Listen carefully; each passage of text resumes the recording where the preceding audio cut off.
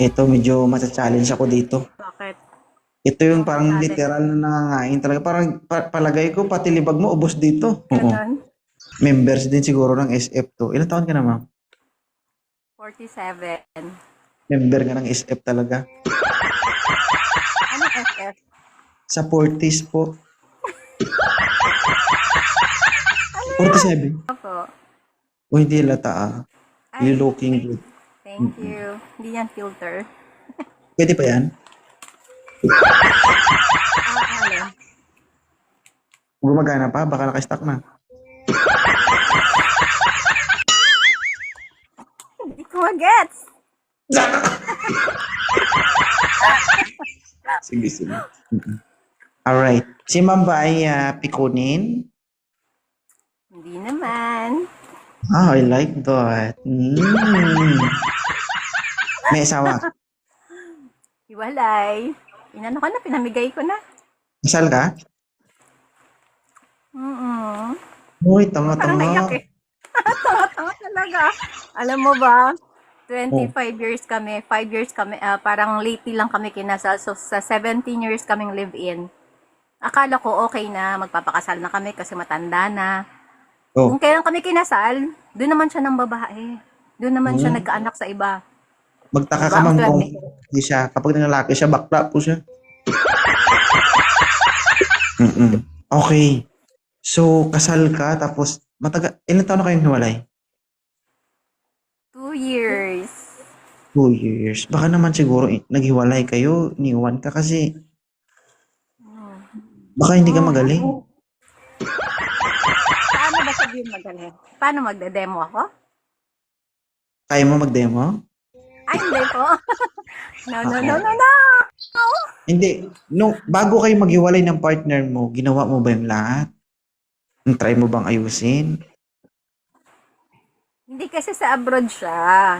Nasa Japan siya. So, syempre maraming mga naka-glass, ano doon, nakasalamin, di ba? Mm. Nasa So, salamin. hindi mo pala na-try sa kanya lumuhod bago kayo maghiwalay? Hindi. Siya yung lumuluhod. Ah, hindi ka lumuluhod sa partner mo. Hindi ka talaga lumuhod. Ay, may pangit ng singit. Ay, amoy sigarilyo. Lo. Kasi yun! Hindi ko alam kung ano yung sabihin. Pinawisan ako lang yan. Ah, Pinawisan ako. amoy sigarilyo. Ba't napunta sa singit yung sigarilyo?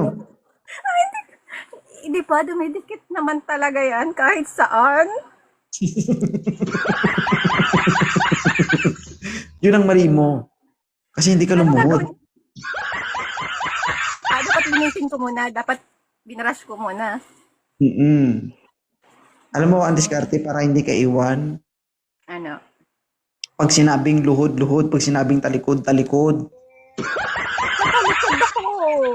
Tumatalikod Kasi, ako. kasi tamad ka. Sira.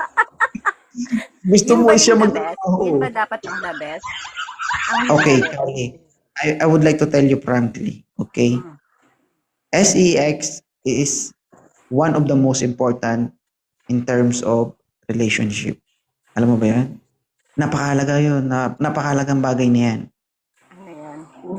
Kasi, ang pag-cheat kasi, kumbaga yung ang SEX, isa yan sa reason bakit nag-cheat ng isang tao. Hindi Not siya totally, contented. hindi, I mean, hindi siya totally reason bakit nag-cheat ng isang tao. Maraming dahilan. Pero isa yun sa dahilan bakit nangyayari yung mga ganyang bagay. Ikaw, being a partner or being a girl, okay?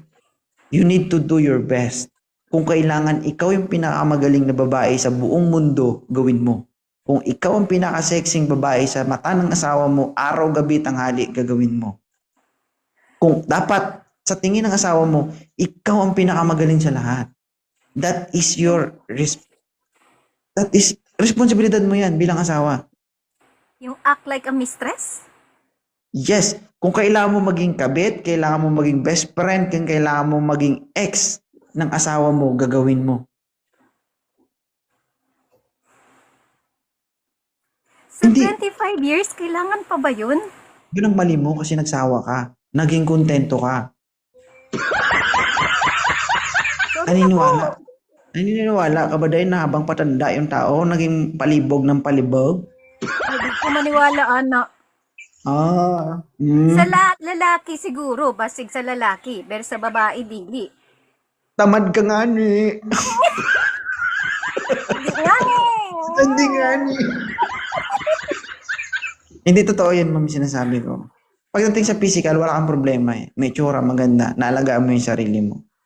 Pero, alam mo kasi, kapag naghiwalay yung isang mag-partner, no, although may kasalanan siya, hindi totally. Siya lang ang may kasalanan. Try to ask yourself, bakit nangyari yon? May mga reason po yan eh. Kumbaga, hindi 100% partner mo lang doon yung nagkamali. Possible may mga lapses tayo dyan. Bakit nangyari yan? Alam mo ba? Masasabi mo ba sa sarili mo na may pagkukulang? Ay, joke. Meron Hindi. din naman. Pero kasi syempre pag pag LDR kayo, pag 'di ba sa sobrang tagal nyo na, ginagawa ko naman, nagve-video call naman kami. Mm. Tumatalikod naman ako. Wala akong ibang option. Wala akong ibang option. Sinasabi talaga. Ah! Sorry po. Bawal po Okay sa lang. mga bata. Di walang bata sa TikTok. Alright. So, yun na nga. So, wala tayong magagawa doon. Kumbaga, isinurrender mo yung sarili mo, nagpakasal ka, asawa mo yun. Isabihin mo may partner pa siya, may girlfriend siya, asawa mo pa rin yun. Mahal mo o hindi, maasawa mo yun. Okay? So, wala eh. Dapat, kung pinakasalan mo, ipaglaban mo. I think Mangyari Gretchen na man, Gretchen daw ako. mangyari man yung pinakasukdulan sa buhay mo, dapat panindigin mo yun. Bakit? Pinakasalan mo eh. Di ba? Tsaka alam mo kung bakit ang rason dapat ipaglaban mo. Kasi nangyari na lahat-lahat.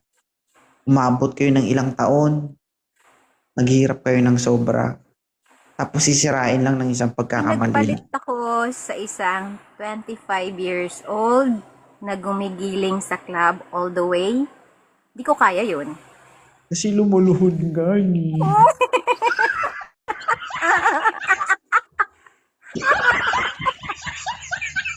Kasi Diba? lumuluhod yun. Gumigiling. Ganon. Ikaw hindi. Hindi. Pero Ano ka gumigiling ako kahoy? sa cam. Kahoy ka? Hindi ka gumagalaw? Hindi gigiling. Siyempre, sa camera nga. Gumigiling din naman ako. Gumaganon Camera. din naman ako. Gumaganon din.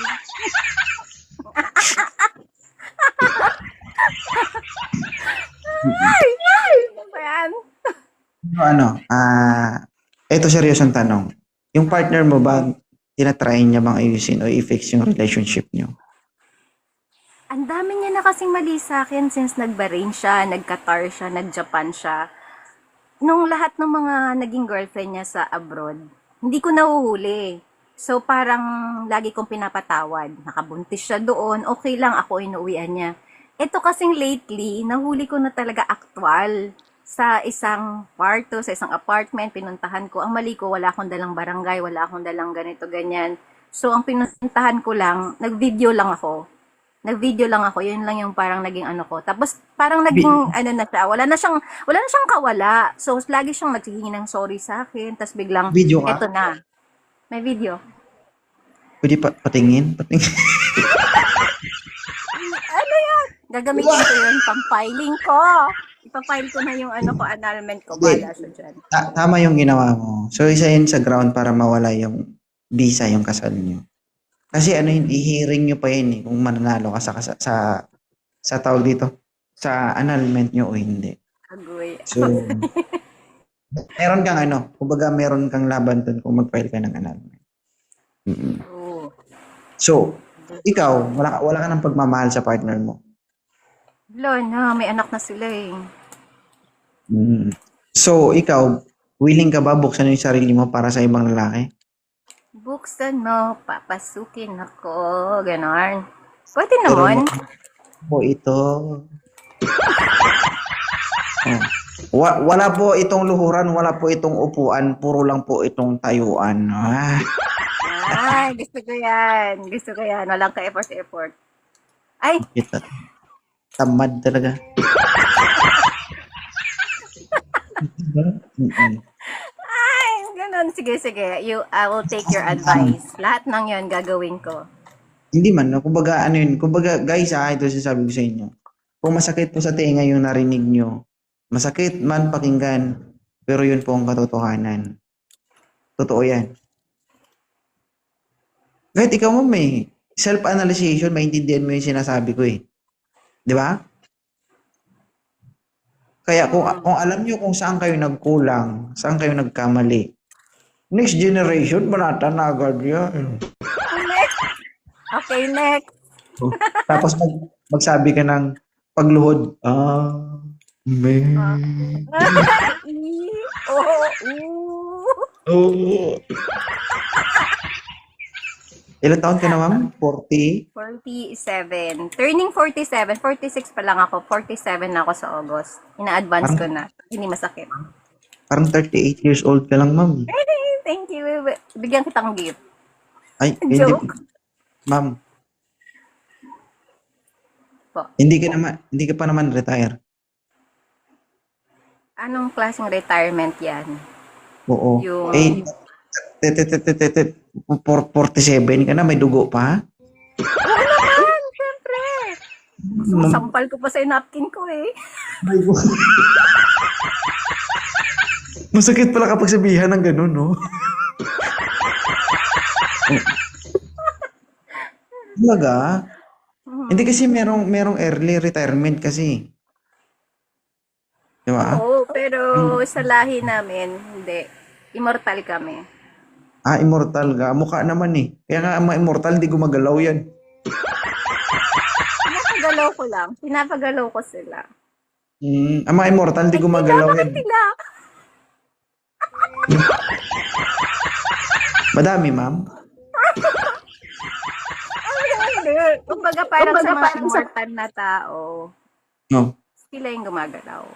Kami Ma'am, yung... situation mo, ma'am, parang hindi 46. Oo, parang ka lang nasa 30s.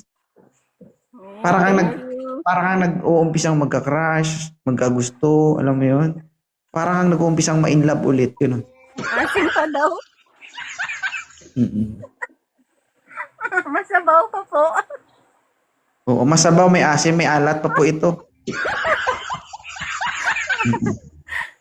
Hindi sa totoo naman kasi, guys, sa ating mga lalaki, nakakadismaya kasi yung madumi ka sa katawan. Napaka-importante sa babae yun. Kapag nagkita kayo, napaka-importante sa isang babae na malinis ka sa katawan. Mabango. Kasi sino man magiging ano yung pag-aamoy mo, oh.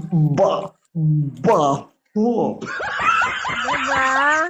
Diba? O, diba? Ano yan? Vice versa. Dapat siya din. Dapat mabango. Pero naniniwala ka, ma'am, na hindi lahat na maputi, sexy, mabango. Yung ibang baho.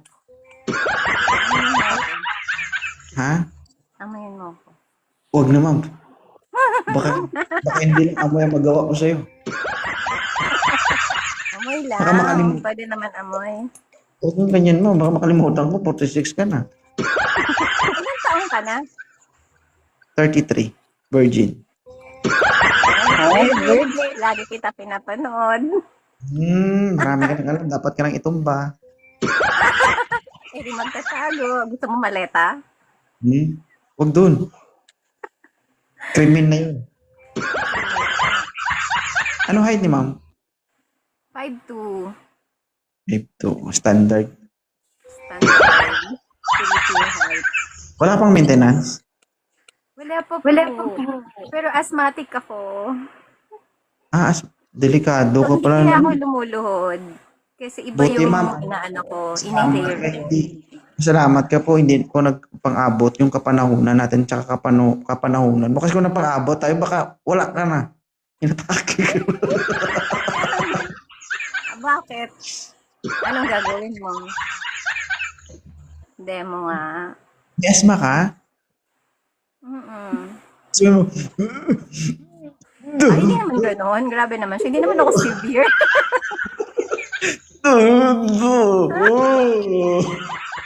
Alam mo yung magaganon, imbis gaganon ako, gaganon na lang ako. O, diba? Hindi ako gaganon. Hindi ako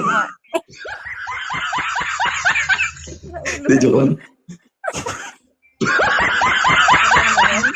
Parang pang ano na yun ha, pang 70s na inaatake na ng ano yun ha.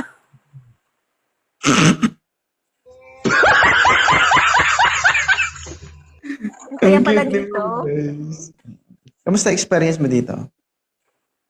ito, natatawa na lang na parang hindi ko kilala sarili ko, ba't nagre-reveal ako? Ganun talaga. Hindi mo na mamalaya, nabubuka na.